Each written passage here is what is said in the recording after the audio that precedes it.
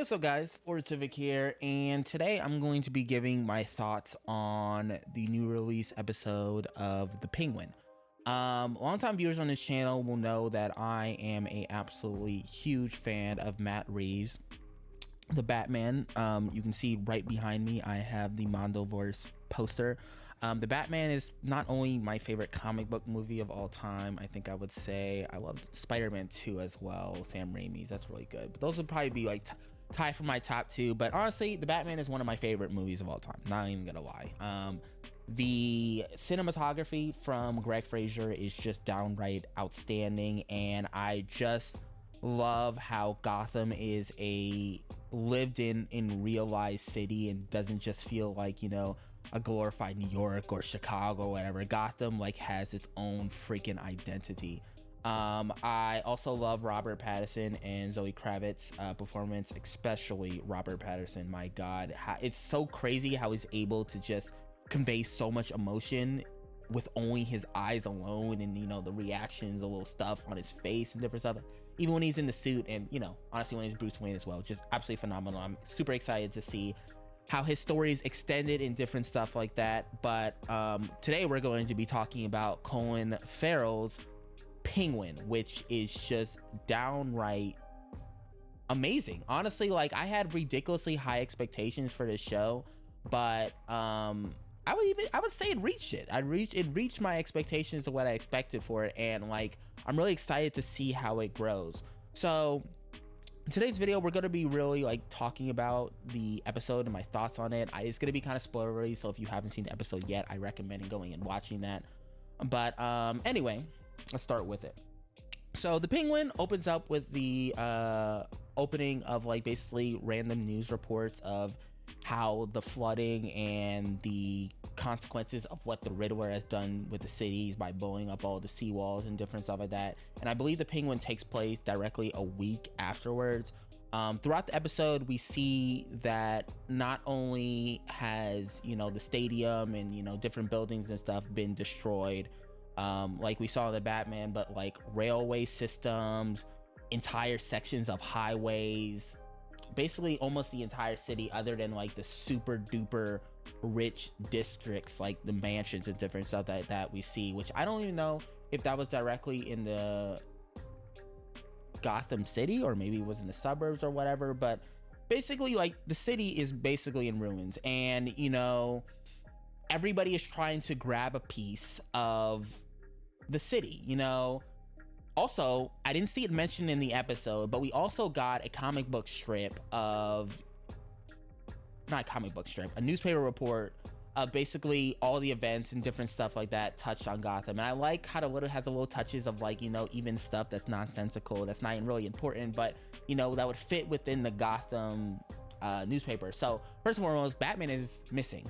I'm not even gonna speculate on where he is, and I don't know if they're doing this for story reasons, you know, just not have Robert Pattinson show up, but I think there's actually going to be some importance to where Batman is. Now, as I said, I'm not going to speculate because, you know, obviously more is going to be revealed as it goes on, but I kind of love this story approach because, you know, it kind of makes it so that we're not just always in the back of our head thinking, oh my gosh, where is Batman? This is Batman City. Where the hell is he? When is he going to show up? Last episode, after credit scene?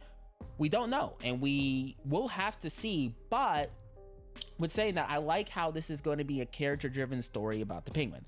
So Colin Farrell's character in the Batman is absolutely fantastic, and I love how the Penguin is literally just an extension of that. You know, we learn a little bit more about him than we learned just about in the Batman. You know, we saw in the Batman, you know, with the first encounter he has with him in the Iceberg Lounge with Robert Pattinson's Batman, that he is a wordsmith. He will do everything in his power to try to like talk his way out of it. He I wouldn't say that he doesn't like violence, because, you know, he I don't think he really will hesitate with it. And like, you know, you watch the beginning of the episode, you see him kill, as I said, this is spoilery, so if you haven't watched it, don't watch it yet, but we see him literally kill Michael Zegan's Alberto Falcone in cold blood, just because, you know, he talks about like a dream of like how he had this mobster when he was younger that the whole city, the whole neighborhood loved, and how when he died they did a parade and for him. And he was kind of talking of it about how that's how Alberto wanted to do it, and Alberto kind of like crushed it and be like, hey, that's you're a fraud. Who the hell is gonna think that you're like some savior of the town? Nobody likes you, like you're a shit person. And basically, that kind of upset him, and we see that the Penguin, Colin Farrell's character, is driven on emotion. And literally in that moment, I don't even think he really thought it through or the consequences of what it does, but he literally shoots him dead in cold blood. And I feel like that's the first example of like, hey, this is, the Batman, but we're about to see an uglier side of Gotham, which I think is really freaking cool. And I love that this show got an MA rating, because I feel like they're gonna go into a darker section of Gotham that we, even the Batman was pretty dark, and like, there's like open drug use on the screen, which I don't really think you see a lot in PG-13 films. Honestly, it is a fictional drug, so I guess they can get a little further away with different stuff, like, if it was like cocaine or different stuff like that, I guess it would be a little different rules apply. But anyway, we see the Penguin try to navigate and try to figure out how he can grab, I think, not only grab a little piece of Gotham, he wants to have the whole thing. He wants to own it all. He wants to run the friggin' city.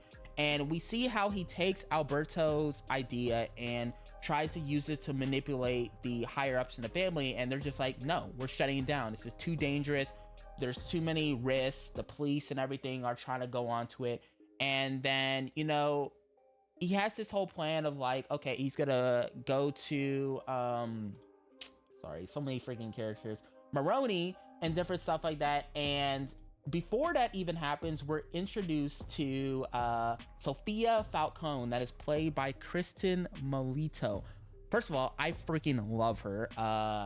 How I Met Your Mother is my favorite sitcom of all time, so I was really excited to see her in something so high profile, and I knew she was already gonna kill it, but my god, she is a fantastic actress. And as soon as she shows up on the screen, you just get absolutely like ridiculously uneasy. The way she's able to convey stuff with her eyes is just absolutely fantastic, and you can tell that she has a pretty face, and she's like has this like almost kindish demeanor. I don't know if that's really the best way to explain it, but you could tell like right underneath that she is freaking crazy, like insane. Like there's one moment like when her and the Penguin go out to dinner, and she's trying to find out like what happened to her brother and different stuff like that, and she already like pieced it all together. Like she's not dumb. She came out of Arkham. She has this cold exterior that she's built with her time in jail or whatever, and she's smart, she's conniving, she's brutal to a ridiculous degree. That whole torture scene at the end with the Penguin, and I like how that was like, I mean, probably been done in a lot of films and movies and different stuff like that, but it reminded me of Daniel Craig's in Casino Royale, where they strip him naked, put him on a chair, and then he just whip him with that thing, and then that barbed wire, I can't even imagine the freaking pain, man, having a barbed wire do this different stuff like that. And I'm just like going all around, but like I love her character like so freaking much. Also, I have to do Clancy Brown as Salvatore Maroni. Really freaking good. He has very little screen time, but even the short screen time that he has conveyed on the screen, you can tell he's a very powerful man. He gives this essence of an old mafia crime boss, and he doesn't trust the Penguin or whatever, but like I love how the Penguin, he's smart, but not everybody really knows his full potential, and literally just by showing that ring alone was enough to prove. And like I just can't wait to see, I'm guessing Maroni's gonna claim up to the murder, even though he didn't do it, and all the different stuff. Now, one last character that I want to talk about that I'm really excited to see his character grow, and I didn't really watch that much of the trailers and different stuff like that. I think I saw the first trailer, but I didn't want too much to be spoiled for me, because I keep like the scenes in my head and different stuff like that, and I want to just be like waiting for each scene to happen. Where is his name? Let me type it real quick. Renzi Feliz as Victor Aguarlo. Now, he brings like almost like comic relief, but not like, you know, the goofy ha ha ha comic relief. Like this almost like darkish humor type of thing. And you know, he stutters, he's scared, he's trying to find his way in the world and different stuff like that. And I thought he was just gonna die. I thought, you know, it was kind of aimed where the Penguin was just, you know, gonna get the use out of him, hide Alberto's body and different stuff like that, and then just get rid of him. But we learned that he's going to basically be like the right hand man of the Penguin. And like, honestly, I haven't laughed at like a dark joke like this in a while, because, you know, the setup was just so beautiful. Let me say, this show is actually really freaking funny in a very dark way. So like, they're driving the car and they're like, you know, just having a conversation. The Penguin figures out that Victor grew up in kind of like the same area that he did, and he asked him, have you been to this specific place that has slushies? And he's like, yeah, I know it. He's like, have you ever mixed the slushies? And then he's like, no. And the Penguin basically is like, oh dang, you should have tried it. Like, yo bro, I'm about to kill you. And and this kid is like, no, I haven't, but I'd really like to. And dude, when I tell you I freaking died, like his just like fear in his voice and different stuff like that. And then also when they were in the car later and then the 9 to 5 song started playing, and then he like turns and like smiles out the window and it's like right into the camera. Just absolutely insane. The Penguin's like lasering down to see if he's gonna even let out a chuckle or a snicker, but he just smiles, and it's just really good. And I'm like really excited to see, and you know, how he takes care of Alberto's body and different stuff like that. At the end, you can see that like he hasn't gotten to that kind of like being able to like chop up his like arm and his like, not his arm, but chop off his finger and then like his head and leave him in the car and different stuff like that. But like there's just so much setup and so good. And okay, I know I said I was going to talk about the one last character, but one last thing I like to talk about is they have really done a really freaking good job at carrying the cinematography that Greg Fraser did in the Batman. Obviously it's not to that level because, you know, Greg Fraser didn't do it himself, and he is a mythological creature in itself to be able to even pull off. That's like, honestly, I would go as far as to say that the Batman is 50% carried by its cinematography. Even though it's a phenomenal film, it just looks so freaking good. But I like how the Penguin has that same essence, and it doesn't have that same thing of like, you know, just looking like some cheap TV show. I mean, it's on HBO, so you know, you expect some level of premium, but like they did a very good job. And from what I've read in the reviews, you know, it kind of goes into that the Batman cinematography, and then as the show goes on, it's supposed to transition into its own thing, because I guess we're supposed to see the world through Penguin's eyes.